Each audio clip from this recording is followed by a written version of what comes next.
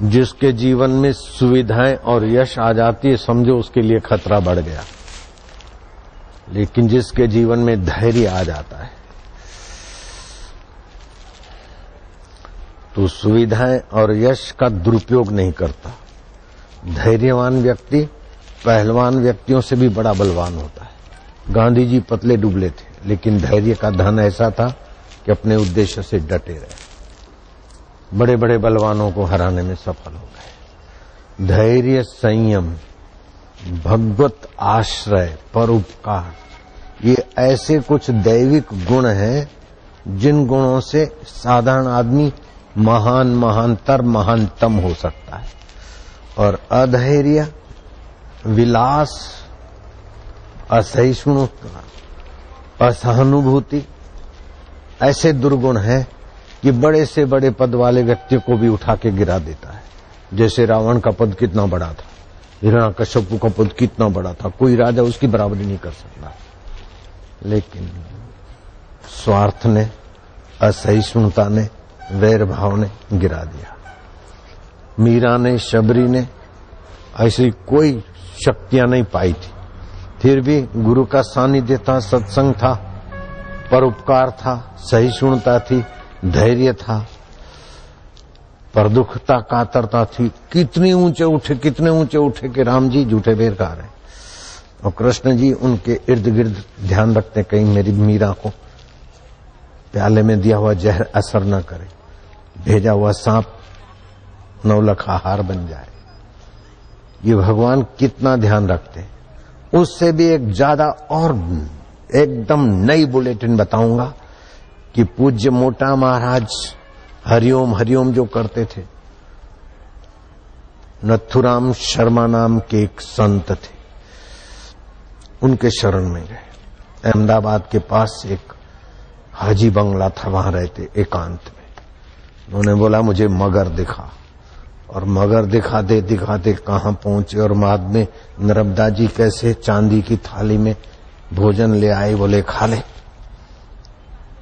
लड़की कौन है तुझे पता नहीं, खा ले। तो शाम को अहिर की कन्या का रूप लेकर नर्मदा जी भोजन ले आई, भोजन दे के चली गई। दोनों टाइम भोजन खाया, चलने लगे थालियां लेके। बोले तेरे बाप की है चुनीलाल,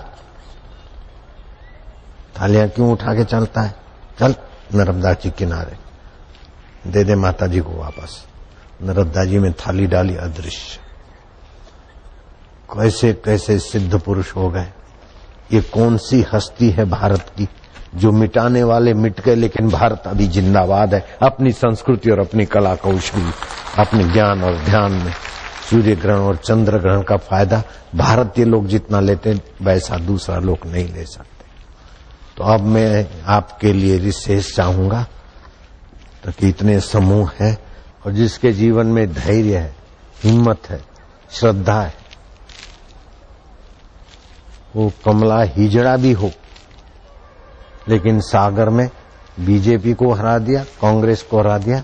हाय हाय मेरे को वोट दे दिए, हरिओम, भला हो हरिओम वालों का, हाय हाय। ये बात मैं वहां सुना के है। धैर्य और श्रद्धा। सागर में कोई खड़ी थी किन्नर,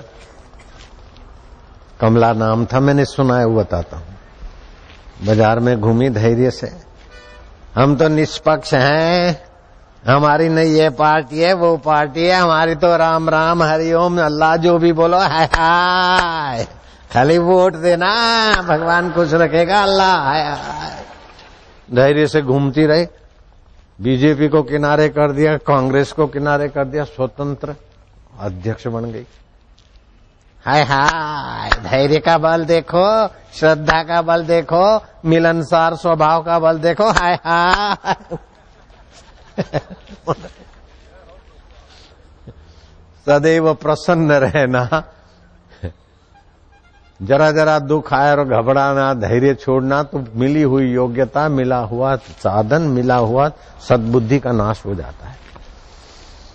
जो सहानुभूति से भरा है, कुछ भी नहीं है, सब कुछ उसके पास आ जाता है। और जो स्वार्थ से भरा है, सब कुछ होते हुए भी विफल हो जाता है, सब कुछ लुट जाता है उसका। रावण के पास सब कुछ था लेकिन स्वार्थ ने सब कुछ खत्म कर दिया।